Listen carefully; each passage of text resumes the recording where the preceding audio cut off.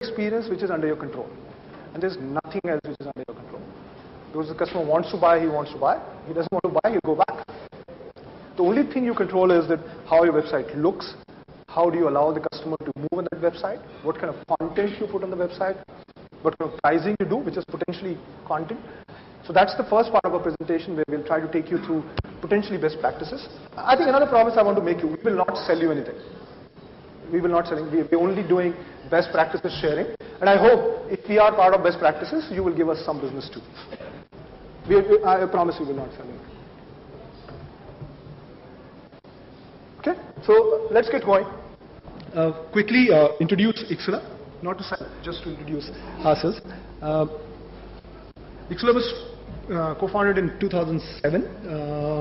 Ixxala was co-founded by ex-eBayites. Majority of the co-founders used to work with eBay, and we carry extensive experience as far as e-commerce is concerned. I personally spent upwards of 12 plus years in internet retail. Currently 165 people strong. The rest of the details on there. Few of our clients up there. We fundamentally do 5-6 different things. Broadly, we consult in terms of how internet retail, when people are trying to get onto internet retail, they ask our help. We do technology, basically we provide infrastructure for people to go online. We do internet marketing, we get you customers. Content production, we do produce content which potentially gets consumed on your website. My understanding is that any internet retail website, 99% is product content. There's nothing else on the website. That's what product content, product images, what else do people come to do on an internet retail website? Merchandising, we help clients merchandise as to what sells, what doesn't sell. We have a strong analytics practice there. And we also help them in fulfillment operations as to once an order comes, how do you potentially fulfill it. So we are a 360-degree internet retail company. We only work with internet retailers across the globe.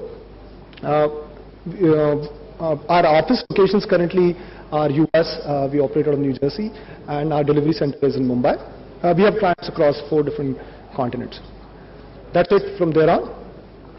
And I think from here on we'll get on to presentation which DJ will start. I'll be involved with him, and the way we'll do the presentation is we'll try and finish what we have to say as fast as possible. And once DJ finishes, we'll keep a 5 minutes Q&A if you have a question.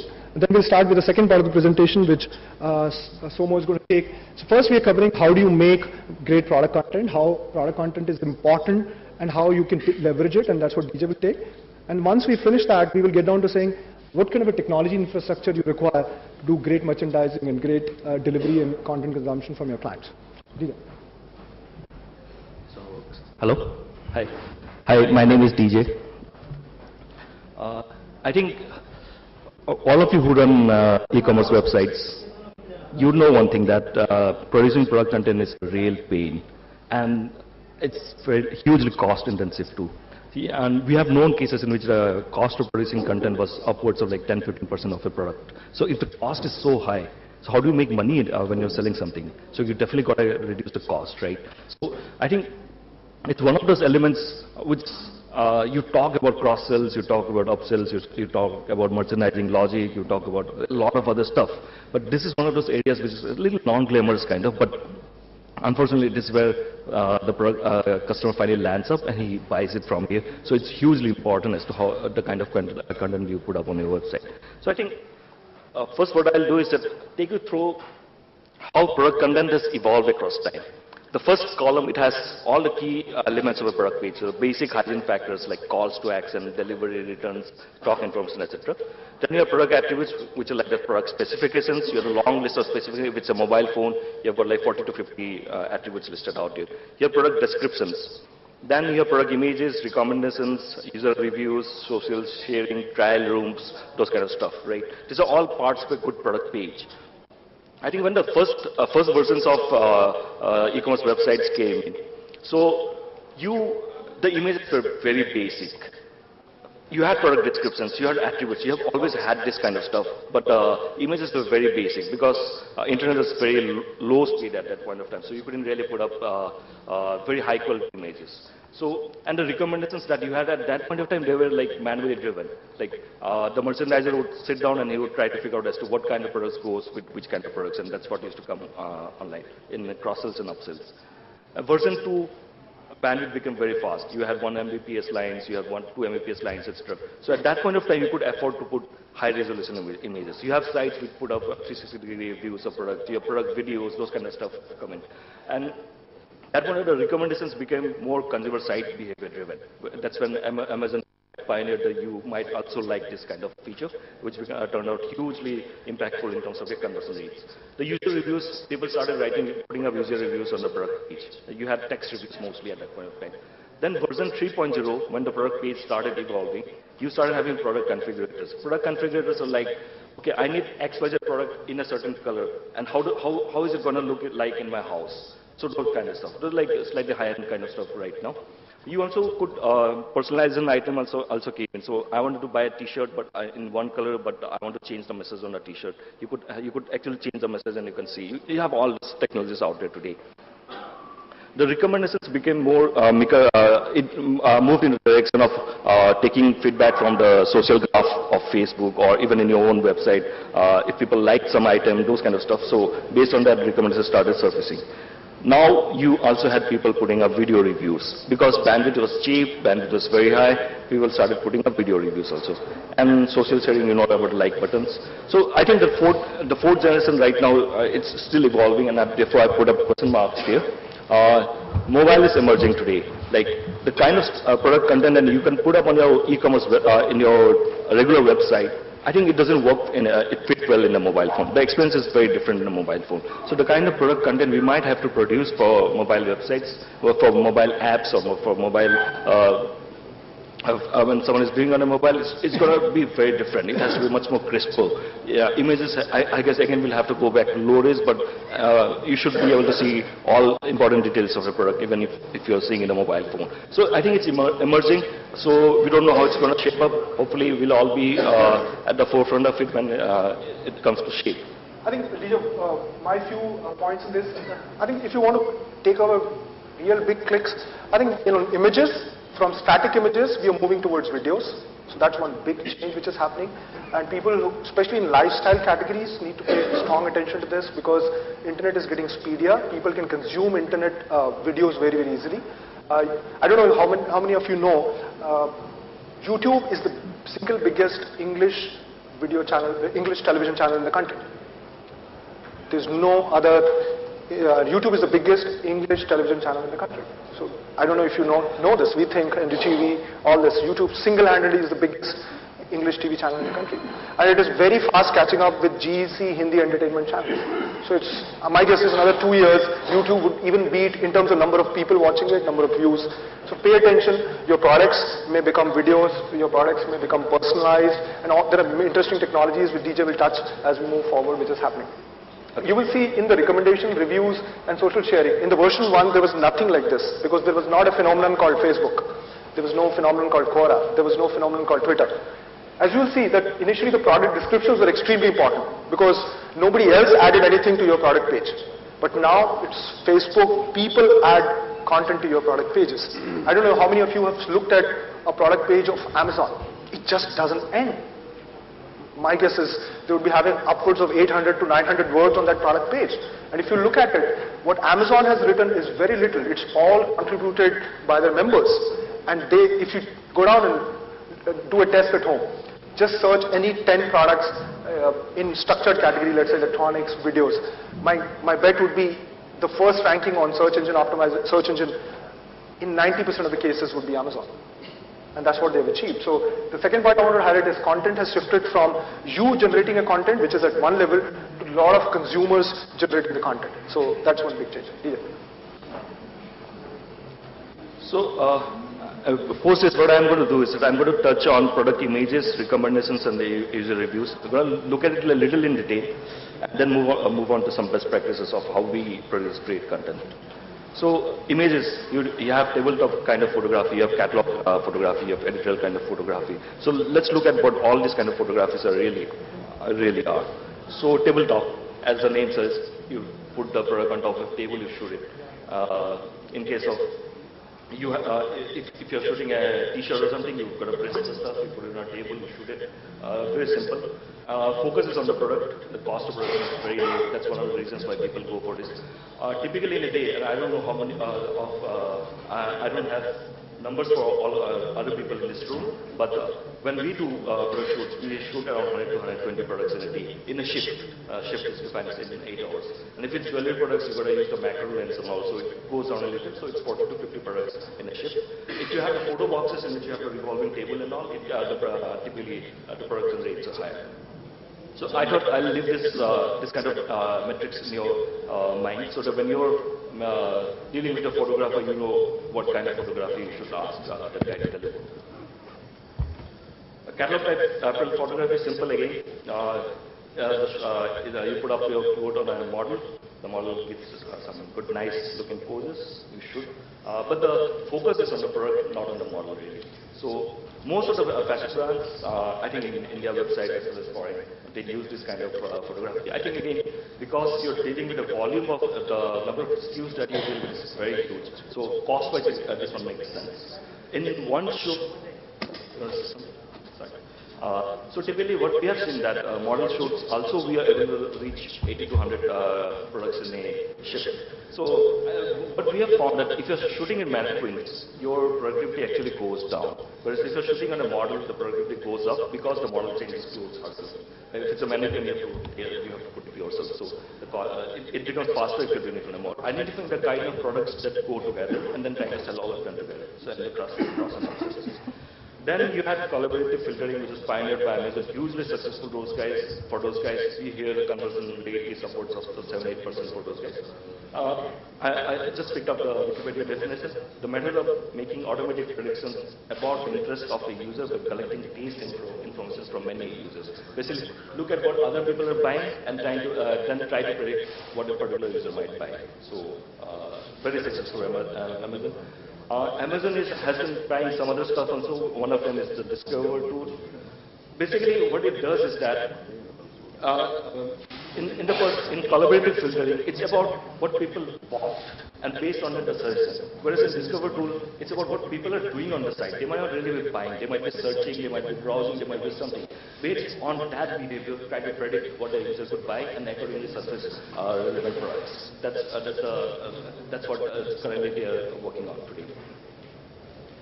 Next, I'm going to move on to user reviews. Like someone was saying, originally it was reviews. It was a lot of text reviews. Like originally you had no reviews on the site, and people started putting reviews, text reviews, buyers coming in, buying stuff, and then if they like the product, they put up with a couple of comments, and that's how it used to work.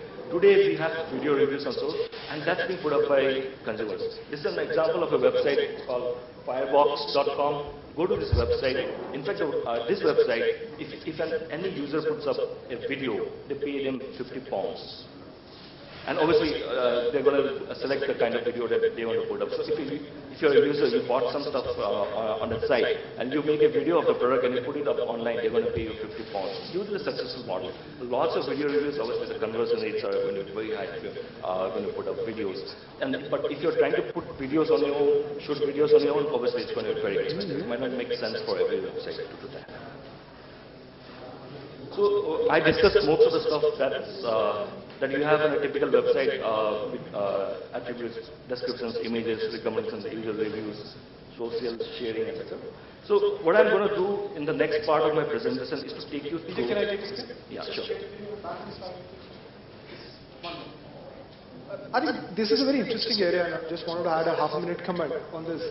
If you'll see that there are a lot of things which online retail can do, which an offline retail actually cannot do. So if you look at the collaborative filtering tool, users who bought this also bought that. So today this happens more in a social environment. If I buy something, I go home and tell my friend that I also bought that. But today, when you're on an online website, the website exactly knows the data what you bought. And from a Facebook status, and if you have a common sign on, they also know who's your friend. So they can easily tell that if a friend is coming, they are most probably common, they know each other, and they can actually share information across people. So users can also bought this. You look at the Discover tool, website recommendations based on your user search history. Today you walk into a store, the store cannot record that you also looked at that shelf. No, it doesn't. it doesn't do that. But online, you can do that. Technically, whatever you search, the search history gets recorded. Then you can use that search history and the analytics to actually serve and the products and the merchandising which you want in a far better way. So we discussed a lot of items of the product pages. Now, I think next part I'm going to take you, how do you produce high volume content in a day? So I'm talking of like producing more than 300 SKUs in a day. So what do you typically need to build great content? Someone has to write the description. You look at good language skills. Someone has to shoot the photograph. Sorry. Yeah? So if you're going to have 300 SKUs, you should have multiple suppliers. Yeah, you should have. Yes. How do you get multiple suppliers? So I think we could have a discussion separately as to how to get multiple. Actually, this part of the presentation is more for people who are looking to look at high volume content. Yeah. Right? So we thought let's highlight two parts. What is a good quality content? And if you want to produce high quantity content, how do you produce it? Yes. Right? Because that's a big challenge which online retailers are facing. So we work with a US client and they put up like, we do photos that have 1500 SKUs every day. 1500 SKUs in a day. So obviously they figured out how to get all those kinds of, those many number of suppliers. So I think in Indian cases, averages are around, we have seen websites do 400, 500 SKUs in a day. We're seeing some websites do around 100, 150 SKUs in a day. So those kind of volumes. Even if you're talking of 100, 150 SKUs in a day, a lot of the stuff that I'm going to talk next is going to make sense. You require writers, good language skills. You require photographers. You require image editors. When you're filling the spec sheet, you require basic, very low-level resources who are going to fill the spec sheet on a certain, with a certain, and the spec sheets have certain definitions added to every column. So he has to fill according to the given descriptions. And obviously, you're putting up a product up on sale. People are going to look at it and they're going to buy. So everything, whatever you put up on the product page has to be corrected. Every piece of information has to be correct. So the guys who are doing it require a huge eye for detail. So along with all of that, the guy who's writing about the product, the guy who's shooting the product, he has to have good product knowledge. Basically, he's your salesperson he's your online salesperson, right? He has to know, when he's writing the description, he has to write in a way that the product actually comes across as a sellable, good product that the buyer would want to buy. If he writes a plain vanilla description which no one is interested in, obviously the product is not going to sell. So typically, the guy who can do all of it is the category manager. He has good knowledge of the product. He understands which product should sell because of what reasons. He has got good command on language. Photograph is something he might not be able to do, but he can clean the image, maybe he can fill the data sheet. But if you get a category manager to do all of this stuff, it's going to be very high cost. He's fundamentally a very expensive guy. Productivity is going to be very poor because the category manager is dealing with merchants, he's trying to find, source new products, he's trying to find products which are going to sell very well on the site, he's trying to figure out the conversion rates, he's trying to look at merchandising on the site. So based on top of that, if he has to also put out the product content, obviously it's not going to work out. So you'll have poor productivity, you'll have delays, cost of production is going to be very, very high. So therefore, when you're talking of producing large volume content, what you need is a content production framework. This is what we call it. You have processes, you have technology, you have trained people. These three elements, when they come together, help you to basically deliver good quality content and a continuous fashion. So I'm going to talk of each of this in a little detail, not too much. Process helps you to structure your workflow, define expected output, and it helps you to continuously measure and improve on whatever you're working on. So the first part is a workflow. So when you're putting up a product on site, you could look at it as ये बंदा तो सब कुछ करके डाल ही देगा. Or you could look at it as multiple people working on it in various stages. One person goes, many times you have to go to a website and collect information from other websites, which you have to fill it in your data sheet. So there could be an expert, or you could make a tool which goes and collect information from other websites. If you build a scraping tool which goes and pull out information very fast, obviously it's going to be cheap and expensive for you.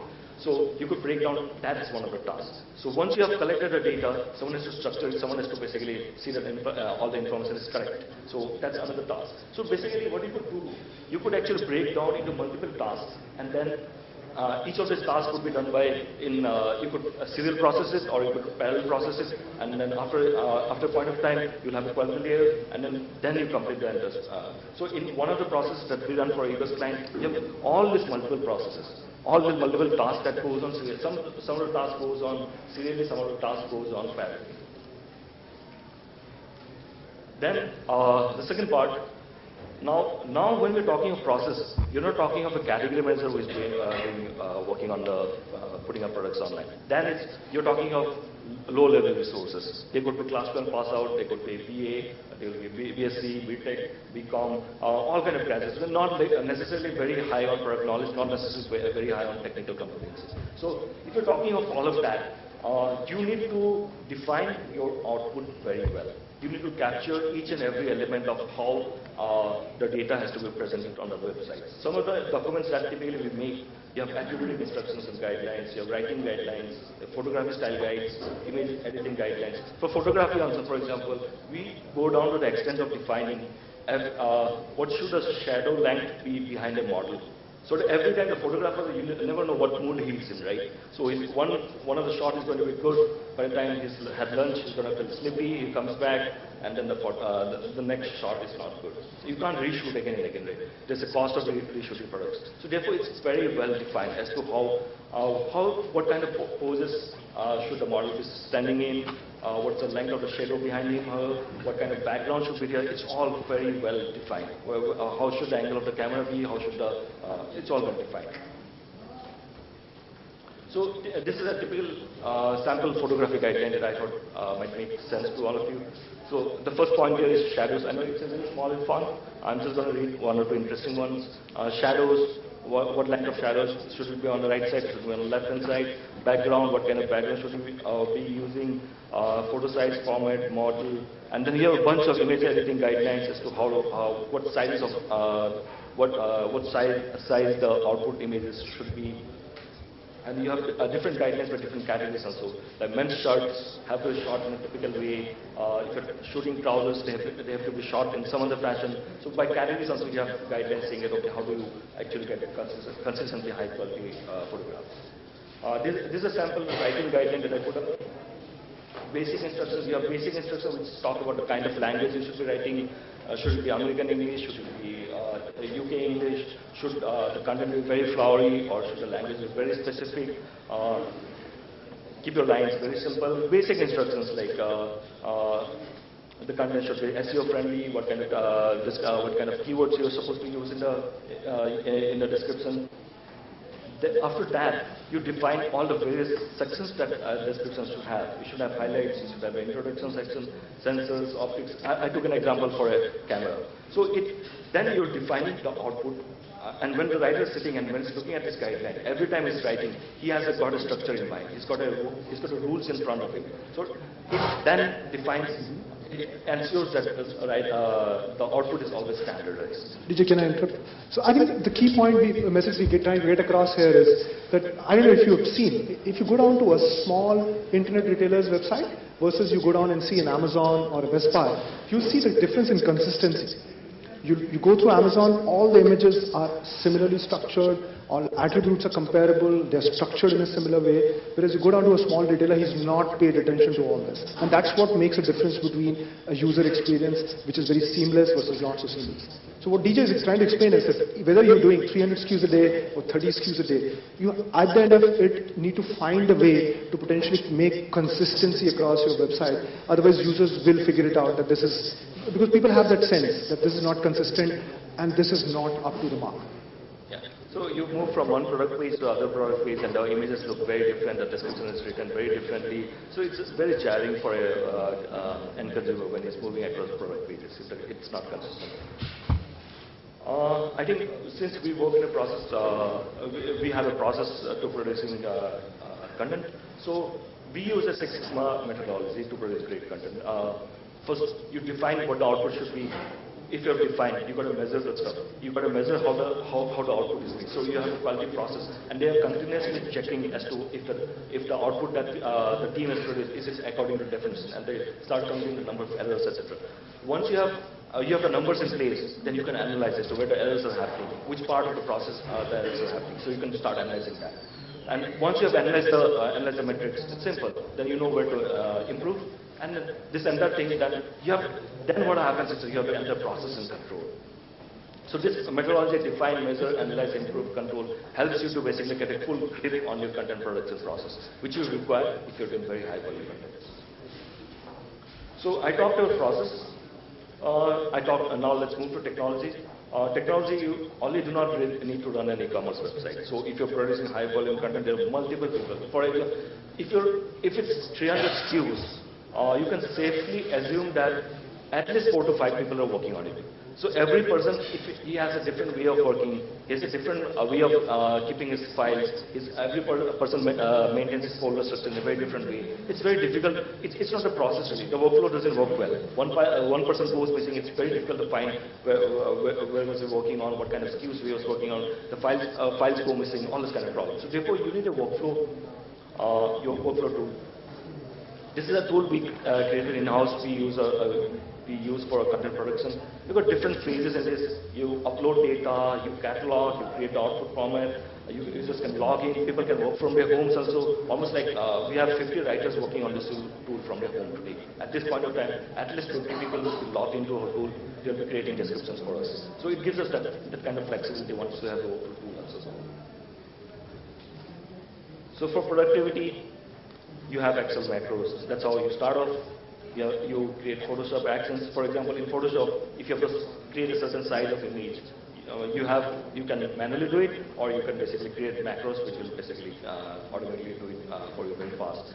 I talked about scraping tools in the past. Sorry, I'm just trying to skip things that might not be so interesting.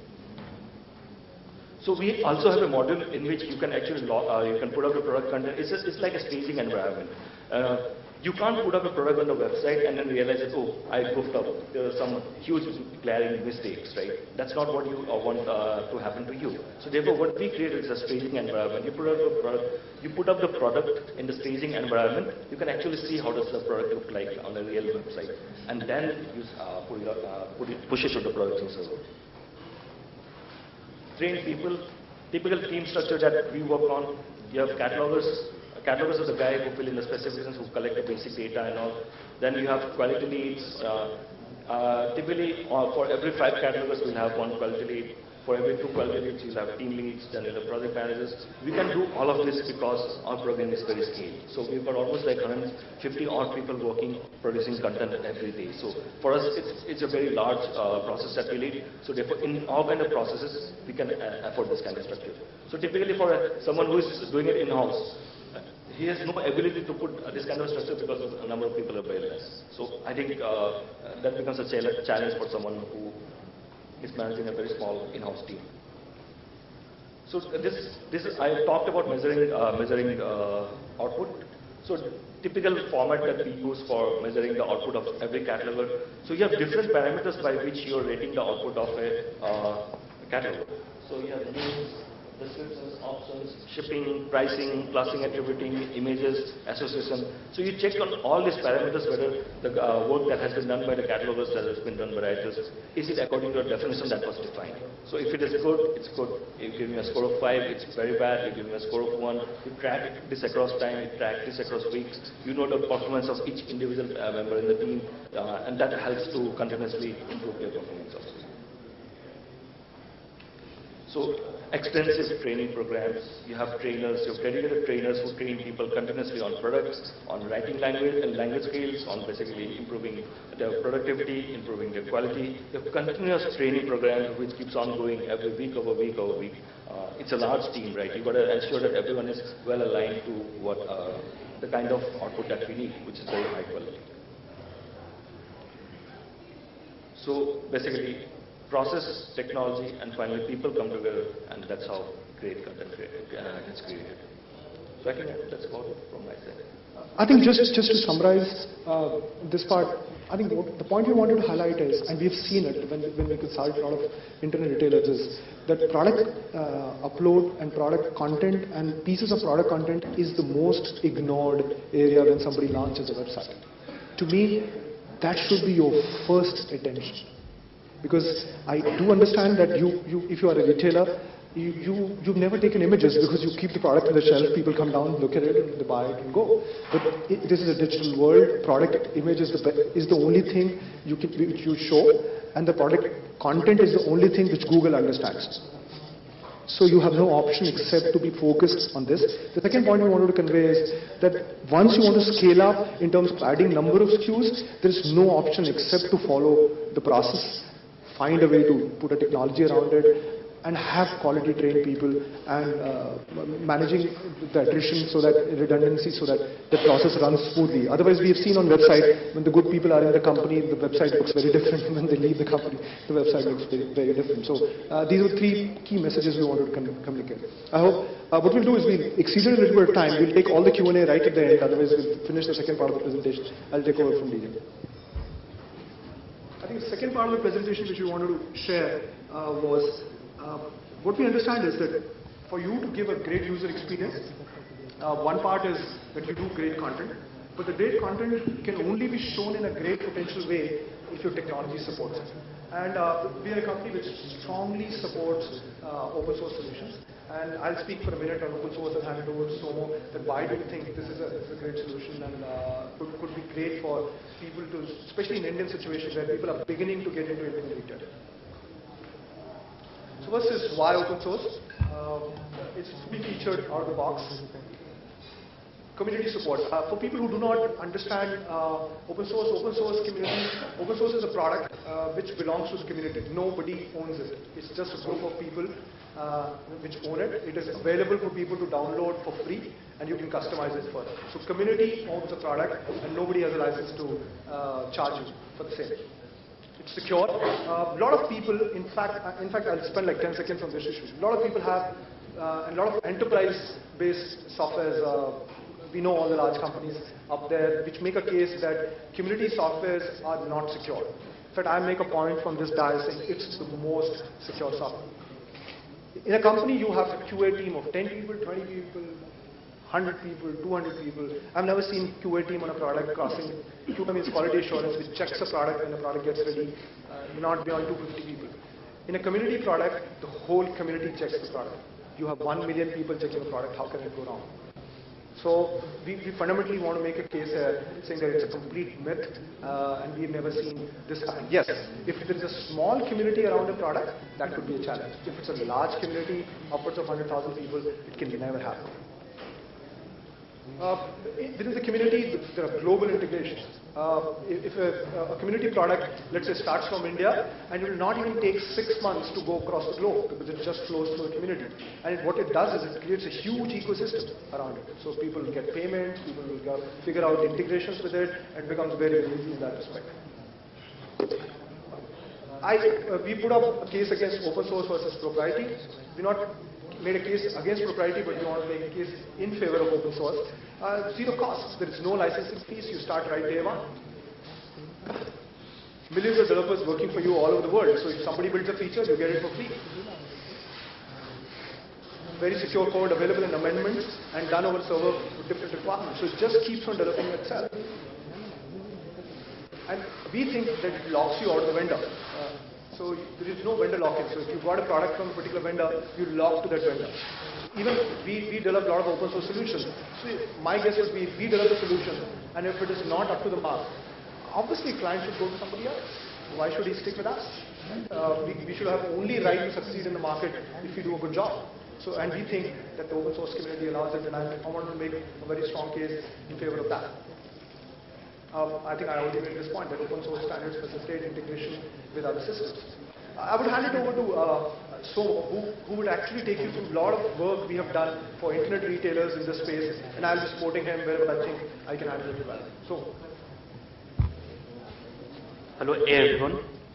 My name is Somukant Sharma. I head the engineering practice at Excellus, and believe me, I will not be technical in this presentation, especially after having such a lunch. Drupal and Magento. These are the two platforms we recommend for Indian retailers. These two are already very big in US. We are bringing the same practice to India. you can see the who's who of internet world is already built on these two platforms. When we raise any questions regarding the security aspect of an open source solution, you can see that the official website of White House, where Obama stays, is already on open source platform. So there cannot be nothing more than that. Now, if you are having your first tour, now I think the presentation by DJ, after all those things, so now you have great images, your content are structured, what next? And even if you choose open source, what are the functionalities that you need to have on your website that makes it a differentiator, or at least you engage your customer? So we will go through them one by one. Yes, a virtual dressing room. Yes. This is pretty big at the moment.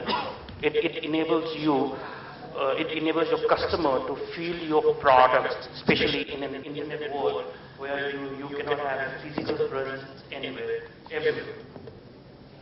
This is just a demo video of how your virtual room should be. You can either upload your image, you can select links, collection sets, or you can use a preset models and check out how the durability looks good on you. You should see, so we chose the video where we chose a model, obviously put a photograph, but this feature involves that actually you can take your own picture and put it up here and keep on trying jewelry on your system. Yeah, I tested mine. So Somo was building it, so we used to always put his picture and put all the jewelry on him. So this is a very cool feature. So jewelry is the toughest category to potentially sell online. And you can see that you just change it, you click it. We just made a demo video. We built this for a website called eDabba. I think for people who presented the day one, they were awarded the first time. You can go down and check this feature on the website. So you can choose any jewelry, put it up, and there are a few cool features of the same product which Somo will explain later. When it comes to dressing room, it is recommended compulsory for jewelry, optical, apples and dressing category. Those are the categories which fits in naturally into a dressing room. So if the optician sitting in this room, this particular dress room has worked very good for opticians because you can put frames and remove it, put frames and remove it, it works very, very well. Product videos. The product images work up to the limit. Your customer can make different meanings of one particular image. But with video, you have the power of what you want to show it to your customer. And the most important thing is how you implement the product videos. Is it just a dumb video on your website, or does your product videos force upon your customer and get its attention? Have a look at it. This part of the website we've done called Shop 19. So you'll see that you can see product images, but if you click the green button, it has product videos. So especially in the lifestyle category, this really makes a difference because the model comes in, walks out, people really get a perspective of a product on a human body and with a 360 degree view. When we decide on the site functionality and the UI elements that needs to go into any e-commerce website, we always take into consideration what your target audience is, by age group, by income level, by demographics, of how internet aware they are. So this particular website was for young women. So, and if the customer, if you want to grab their attention, it has to be the first impression. So this was one method of capturing it. I think compare product is I think universal nowadays across all the website. Your compare product engine should be very, very easy to use, and it should highlight not all the attributes, but those attributes which are different. That's why your customer use this functionality. Yeah, Zoom is I think standard across all the e-commerce website. but what kind of what kind of UI looks good on your website design, and the type of products you are having. And believe me, not all types of Zoom look good on some particular categories of products. A gift finder. You already have your categories, you have subcategories, and then inside the subcategories you will be having thousands of products. So your normal site visitor will know that they can directly search on your website and find a product. But what about the tier 2 and tier 3 cities who are not that much internet savvy, and you need a helping guide for them to reach your product easily? I think DJ mentioned this point that he said in the phase 3, personalization is becoming very critical. So people want saying, I'm not interested in what you make. I'm more interested in what I want to buy or what I want to get. So we give you an example of a functionality which is a gift finder. So it's for a gifting website. So when we all struggle when you want to gift something to somebody, you go to the room, go to a gift shop or ideally online, you just do not understand how do you give it. So this gives you clues. So if you go down, it says, okay, are you gifting for him or her? So if you choose, say, oh, is this you choose that whether you're gifting it to a mother, a father, a girl, or a boy, or a girlfriend, whichever way. As you choose that, it tells you what kind of attitude that person carries. So whether the person is adventurous, the person is geekish, the person is a rock star. So because you know the person, you can associate these words with them. Once you choose that, it asks you, okay, what purpose it is, and then it gives you filtered output to say, okay, these are shortlisted 15-20 products which you think could be the right thing. And I think that's where DJ was saying. This is where the tagging comes into play. So when you're creating your content, you need to make sure that you understand this matrix and tagging your product right so that the search results are perfectly fine. Yes. Then how are you going to show your product that are very, very complex? Of course, we have a solution. I think, and many of the open source solutions right now, they allow a framework where they allow your customer to build a product on your website itself and order it. This is just an example of it. Yeah. Even in e-tailing, you must be hearing a lot of multi-channel and omni-channel and all those things. But suppose you are selling at 3 different platforms, then you have to log in into 3 different systems, which is such a headache. Why not that you manage all your multi-channel sales and products from a single system? In fact, I'd like to add here, I think we went through the pain of explaining you the whole workflow, which DJ explained and he questioned it, and I'll explain you how that's even valuable for a person who has less than 30 products. So once you put all your content on a content framework, which could be a content management system or a product information management system, what you do is you take the content and on your website you have it under control. You want to show the content in whichever possible way. Show the images on the left, images on the right, content description up, attributes below. But as a retailer, you also want to sell on multi-channel. So you want to sell on eBay, so you want to sell on Amazon, you want to sell on Infibeam, you want to sell in the US, you want to sell on Buy.com, it comes with it. So once you structure the content right and you have the plugins, so we've developed solutions for retailers where there is a plugin in between. So it takes you to your website and it allows you to go to any other website so that you can garner as much sales as possible. So multi-channel availability has become very, very critical for you to increase your sales numbers. And most importantly in India, wherever you are listing your product from any of the existing system, it should have the means that you can list on jungle very easily. So the channels are coming up every month. Yes. Whatever product you have, you can help your customer purchase it by making the flow easy. So how do you sell a product like jewelry? Very easy, 3 simple steps. Select your stone, select your mount, and just buy it. So, especially in few categories, you can find a way where you can, I think Somo mentioned it but didn't explain, the furniture example we have shown. So you can actually choose the wood color, then you can choose the style, the shape, and then actually make your own furniture yourself on this thing. So now supply chains are getting integrated to such a level that the experience which even a retailer could offer, today you can offer it on internet retail. You can go ahead and say, okay, you choose it, you do it. So in fact, in jewelry, there's a company called Blue Nile in the US which pioneered this concept. So you go down, you first select a diamond. So based on your budget, the size, the clarity, the color, choose the diamond. Then you move to the setting. The setting is the ring setting or wherever you want to set the diamond. And then choose, you complete the ring and you go. So, and you can keep on moving the carats, the shape, the color, the price keeps on changing. So you're fundamentally making your own product and buying online. So the customization technology and the content allows you to potentially do all this. Yes, this is a very great example. The size calibration. Even I have a ring and I forgot the size of it. So how do we have the customer find out what ring size you want? This is a very interesting thing, so I'd like you to demo. So there is a challenge which we crossed. So I don't know if you've experienced it or you felt it. Today we consume internet through multiple screen sizes.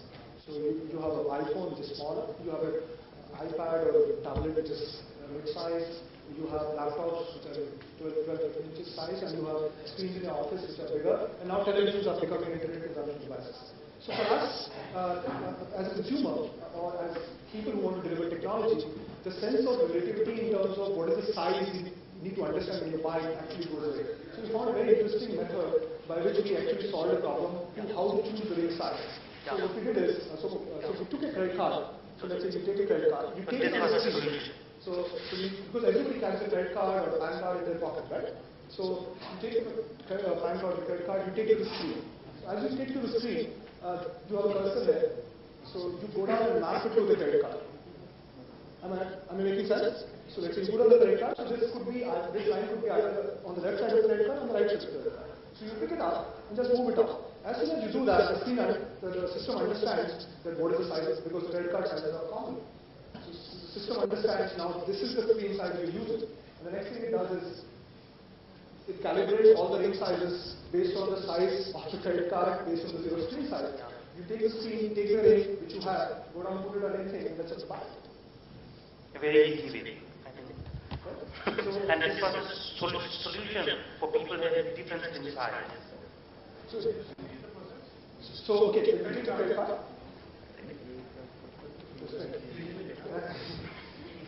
You take the credit card, you take it on the screen. Okay? Okay. So okay, take it on the screen, and that red line, so we'll go back. So if the thing was smaller, so you pull down there, this red line, you put the red line, you take it there, it's cursor. You pull down there. So the screen understands the size of the credit card. The red area section is accessible. So if the screen understands, or the system understands what the size now. And then you click the level, you move to the next level. Then the sizes which we have put out, it relatively understands, and the next screen comes up. So can you move to the next screen? So this screen, ring size is adjusted. You take your ring out, put it on the screen, and try to match it, right? Once you match it, you know what's the ring size. So now it is irrespective of the size of the screen you're working on. Huh? You have to But if you don't have a brand, how do you know about it? Anyway, you need to know your size. Otherwise, you need to know your size. So this was a big challenge we were trying to solve to somebody who was not able to solve this challenge of relativity, and we wanted to go into cross devices and solve it. Yeah. The next is the search. Search is very crucial for your e-commerce website. And when we talk about search, we expect, we look up to the Google standard. So why can't you have all those functionality on your website? This is an example. The first thing is that your search should be fast, and when you type in, it should throw suggestions instantly. I think it was the same. Once you search Google, it suggests, right? But majority of the websites you will search, they will not have that information. Yeah, and it gives you a preview of how many search results you can expect.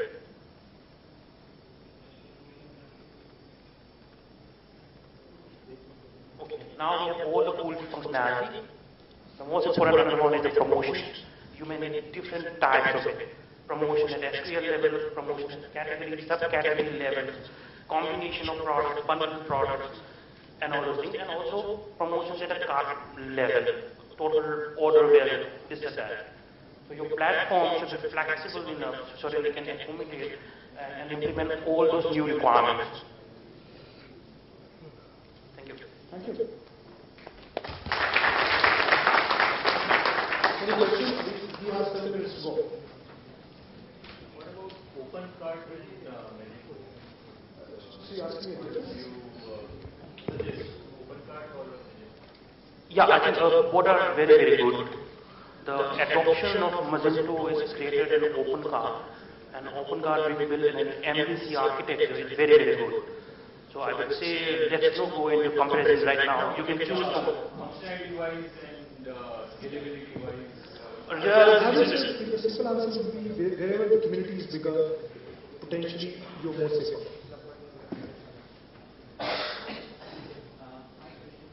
Can you give the mic and give others contact? Comparison of two platforms, what we do is that we are a multi-geographical different front ends and physical backend.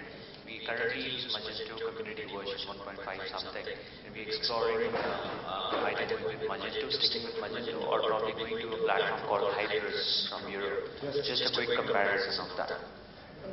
So, I think it will not be fair to potentially comment, and I can take that offline because we may need to say some things about a platform which is left in that. I think I would like to add is it's not about the platform. It's about understanding what you want first, what is your requirement, and does the platform have everything? Because what we have seen is that each of the platform will have some features which it really bangs on. And if those are the user experience features or the backend features which are your most important differentiator or your organization's business strategy, then that will be the right platform for you. We are propagating majority of the open source platforms because we feel that in India we are standing at a stage where the business is still to grow, the cost of acquisition is still very high with a lot of VC money flowing in, and customers are still not very confident in mind. So we want to potentially suggest a solution which is low cost, which gets you up fast, but also gives you flexibility and is not a particular solution so that you get stuck later, 2 years later. And we take it offline because I think we need to discuss it more in detail. I'm Chandramouli. I'm from a company called Snapcenter. So we hold this product under repository across. So my question is, I can't hear you properly. yeah, I'm from Snapcenter. So we have this product under repository across categories. So my question is, if you take any of the open source e-commerce platforms like Magento or OpenCart, the look and feel of the overall site is very similar to Amazon. So if you see across the globe, you see most of the sites are just following the Amazon model, the way the search works and how the products are listed after the search and everything like that. So do you think that is the right way? Because Amazon, I've worked on Amazon, so I know more than the look and feel of the site, it's more about the analytics that run is what makes the Amazon product page so important. And I'm sure that if you're using one of the open source engines, it's not going to be, the analytics is not as good as Amazon has already. But the look and feel is similar. Do you think that is the way to go forward? I think it depends upon your ambition. I was in the technology panel, I did say this, I didn't know how many people were there. To answer your first question, I don't think everybody is copying Amazon. But yes, people who want to be Amazon are copying Amazon. So it's as simple as that. So without naming a few companies in the country, they very clearly want to be Amazon of India. And if they're copying them, I think they're doing a great job because they should. Why should they reinvent the whole wheel? They should straight away go ahead and do it. But your first part of the comment is too generalized. I know of companies who are in the lifestyle space, who try to do boutique models, and they're completely different. In fact, we're working with a client who's decided not to come on web. He's only on the tablet. Very, very interesting idea because he's trying to cater to people of a very, very high income group, and he thinks that's the best way, and he's only made an app. So I do not agree with that comment. The second part is the comparison between a Magento kind of solution and an Amazon technology which has evolved from 1995 to 2012. My answer is absolutely not. My second part of the answer is, a question to you would be, do you require it? Somebody who's starting a business at this level, you 100% don't require it. Without naming the company, I would tell you that one of the biggest retailers in the country went ahead and executed a product which was of the caliber of Amazon and invested crores and crores and crores of rupees and then later threw it. Because not the product was not good, the product was fantastic. The people working in the company struggled to use it. Forget the customers. So if you want to configure a promotion, it took 2 hours. But for Amazon, if you can take 2 hours to configure a promotion, you sell 200,000 pieces in 6 minutes. Right? So it pays off, pays back. Here you invest so much time, you do that, you end up selling 6 pieces. Right? So it just doesn't justify that spend. So is there a comparison? No. But it may become very interesting. The products which the community is using today, they may evolve to a level and may compete with Amazon tomorrow because that's the product that we use today. So to me, it will become very, very interesting in the next 4 to 5 years. We have 1 minute to go. Any other questions, please? Thank you. Thanks a lot. It's a pleasure to be with you.